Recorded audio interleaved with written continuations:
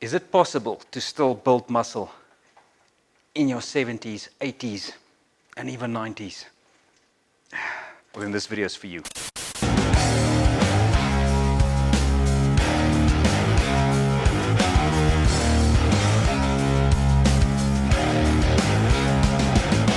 So the question is, can seniors still build muscle? And to be more specific, can seniors over the age of 70 still build muscle? And the answer is absolutely yes. Seniors over the age of 70 still can build muscle. And the research shows that they can still make significant strength and muscle gains. And the reason is progressive resistance training. So whether we use TheraBands, we use dumbbells, or we even use our own body weight, we still stimulate the muscle or stimulate the muscle fibers, which equals to hypertrophy or muscle growth, which leads to more muscle strength. Studies show that people in their 70s, 80s, and even 90s can still build muscle tissue, leading to functional strength with consistent training. Improvements are not just in muscle size and strength, but the exercises can actually improve balance, joint health, bone health, posture, and energy levels. If you don't know who I am, my name is Marius Visser. I'm a biokineticist at the Namibian Oncology Center, and today I'm going to show you 7 dumbbell exercises that's going to help you increase muscle size and strength.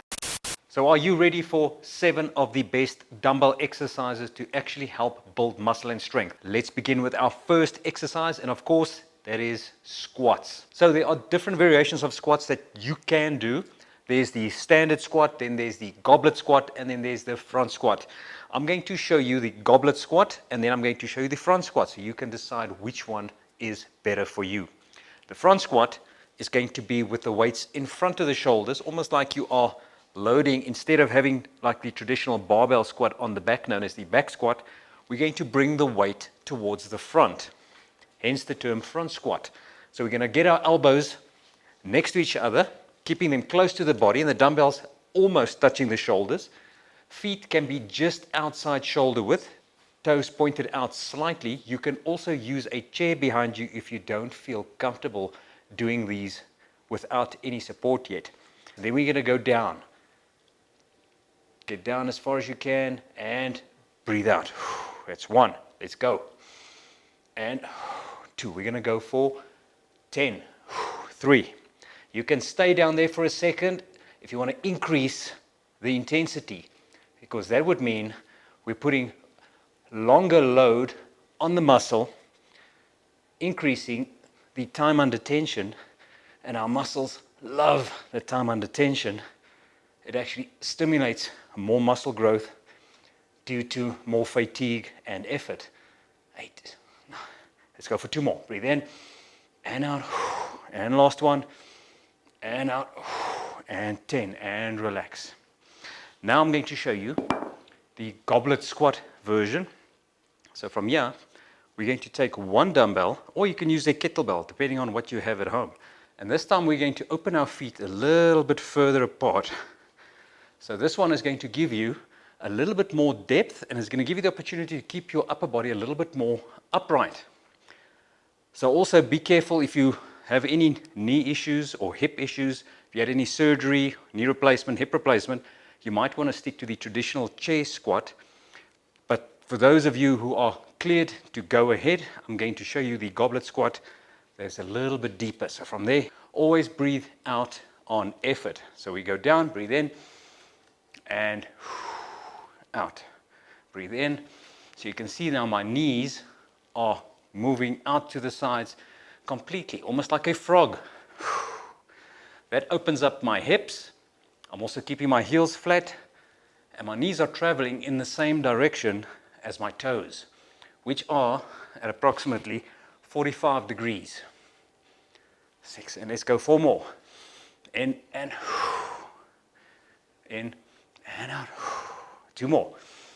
And I can feel those legs working again. You can pause at the bottom for as long as you feel. 1, 2, 3 seconds. You can also slow down the movement. And 1 more. And 10. And relax. Our next exercise is the backward lunge, also assisted with a dumbbell, but we're going to use the chair for support. Now, the reason I favor the backward lunge opposed to the forward lunge, it is a lot softer on the knees, when you're moving backwards, you're actually loading the glutes and the hips a little bit more than what you would going forward, where the emphasis is more on the knees. So today, we're going to use one dumbbell in one hand, and the other hand is going to be on the chair. And now we're going to move back with the leg that's closest to the chair. And this dumbbell is going to remain on the outside, just next to the side. And from there, we go down and up. 1. Holding onto the chair for support. Breathe in. And 2. Also, only go down as you feel comfortable. Obviously, the goal is you want to be able to go down as far as you can, getting this knee in the front to move out to the side. Just like you did when you were doing the squats, you want the knees to move slightly out the lower you go to open up those hips to give you that extra stretch, extra mobility, and strengthening your hip, knee, ankle joints through their full range of motion. While the leg that's going back just acts as a balance. Let's go 3 more. Breathe in and out. And 2 more. Breathe in and out. I can really feel those legs. 1 more and out. And 10. Next up, we are doing shoulder press, and I'm using my 3 kg dumbbells. I'm actually using the same pair of dumbbells throughout all these 7 exercises. So from here, we're going to bring the dumbbells up almost like we did with the front squat, except we're going to flare them out a little bit, let's say 45 degrees. I'm going to keep my knees nice and soft, keeping my hips slightly back for support. You want your glutes to actually support your lumbar spine and the rest of your body. Belly button nice and tight, and from there, you can see I've got maybe this angle would be better. From here, I'm going to press out, getting them to the top. Breathe in as you come down. Okay, and again, let's go. 1 and 2, and you'll feel immediately the anterior and the side delts getting active. Breathe in and out. 5. You can actually soften those knees and actually help them to push up, to get up those last few difficult reps. If you're struggling to get to 10, you can push them up slightly. Just a small help. Don't try to over-exaggerate the movement. Don't turn it into a push press or a squat press. I want you to stay on the shoulders. It's 2 more. 9. And breathe in. And last one. 10. And relax. Next up, we're going to be doing dumbbell rows. Now, 2 ways we can do this. We can either do them with 2 weights simultaneously, like that, but that requires you to have very good posture, making sure that you're actually shifting the hips back, keeping your chest up, and keeping a little bit of a hollowness in the back. That is one way of doing it. The other way of doing it is if you have difficulty in staying into that bent over position because you might have back problems or hamstring problems or anything like that, you can use a chair for support, and you can either just put your one hand on the chair or you can put your elbow and entire forearm on the chair. Still the same rules apply, still pushing your hips back, lift your chest up, and then from there you can see I've got a little bit of a hollow back, and we are going to row, pushing that elbow up to the ceiling. As high as you can, focusing on that upper middle back. 3. And slowly down. Let the arm completely lengthen. Don't do any half reps. You're going to go up as high as you can. Hold it, maybe squeeze for a second. Come back down. And 4. Squeeze for a second. Come back down. 5. Go. 6. 7. 3 more. 8. And 2 more. 9. And 1 more. 10. Now, to show another version you can do on the other side without a chair, but also having a little bit of support, I'm going to place my hand on my knee. Same knee, same hand. And I'm going to just stagger my step a little bit, maybe just 1 step out in front of me, bending both knees. Front foot is flat and the back foot maybe just lifting the heel slightly. And then from there, I'm still making sure that my hips are pushed back and my chest is up and I've got that hollowness in my back. And from there, 1. This one is a lot more core intensive because I have to work a lot harder keeping my midsection stable so that my back is stable. I'm not getting any uncontrolled movement out of my lumbar spine, and I'm just rotating slightly out of the thoracic spine. You can see my shoulder is opening up to facilitate that contraction in the shoulder blades. 8 and 2 more. Breathe in and out. 9 and last one. And 10 and relax. And there are 3 variations of the bent over row. So next up, we're going to do bicep curls. We're going to do them standing version. You can do them sitting down, but standing actually makes you work a little bit harder.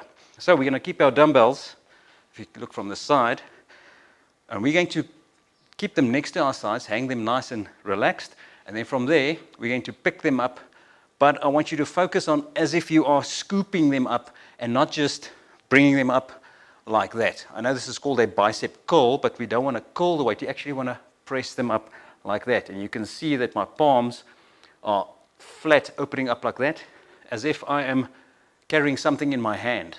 Okay? In this case, it's a dumbbell. So I'm not bringing the wrist back like that because that would change the weight distribution past the elbow.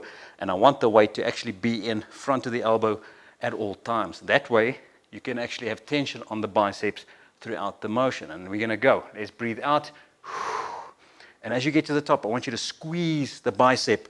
Don't squeeze the wrist or squeeze the dumbbell. Squeeze the bicep muscle and down. And 2. Again, keeping the knees nice and soft. 3. And 4. And 5. I can feel a burn even though these weights are not that heavy. And last 5, 6, 7. Hold them there for a second, slowly down. The slower you make this movement, the more it burns. Burning means harder work means more muscle. 8, and 2 more. 9, and breathe out. Remember not to swing the body, keeping the body very still, and 10. And relax. Staying with our arms, we're going to move on to triceps. So we just hit the biceps, and now we're going to work with these tricep muscles at the back. I know it's a favorite area for a lot of ladies out there. And for that, we're going to be using a chair again, and we're going to lean over. You can use a chair, you can use a table, anything that you can support your body on.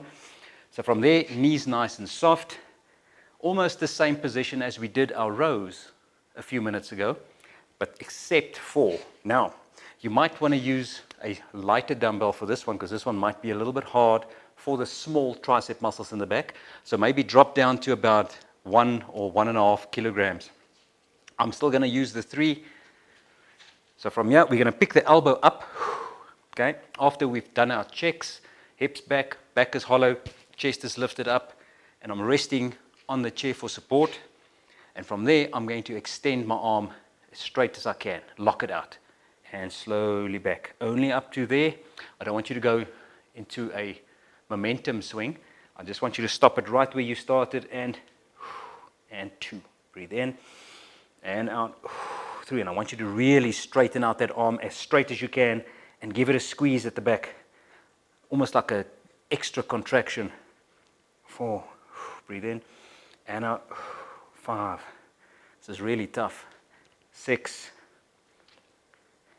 7, 3 more, 8, and slowly down, 2 more, 9, and last one, 10. There we go. Let's do the other side. I'm going to show you again, if you don't have a chair or you feel you want to engage the core more, hand on the leg. From there, you can stagger your step again, and we're going to put the hand on the knee or just above the knee, elbow up, and here we go. 1, breathe in, and out. 2. I always have my checklist in the back of my mind. I'm making sure that my hips are locked in, a little bit of a hollow back. I'm not dropping the arm. Do not drop the elbow as you go because it becomes very easy down there. Always focus on keeping that elbow as high as you can. 4, breathe in and out. 5, 6, give it a squeeze and come back. 7, 3 more. 8, and 2 more, 9, and last one, and 10, and relax. And the last but not least exercise of our 7 best exercises for building muscle with only dumbbells is calf raises, but single leg calf raises. So we're going to get a support system again, and from here we're going to lift the opposite leg. I'm going to use my left leg and my left arm, and I'm going up and down, and 2, and slowly down. You're going to go up fast and slowly down, maybe between 2 to 3 seconds down. Give that extra work. 4. We want to strengthen those calves. We've already strengthened the glutes, the quads. Now we're getting to the calf. 6 and 7. You're going to do as many as you can, whether that is 10 or 15 or even 20. You should actually go until failure when it comes to calf muscles, because they are a high endurance muscle, and so they're very fatigue resistant, so you need to push past that. Go for the burn, as they say. 14, and 1 more. 15, good, and change, other side.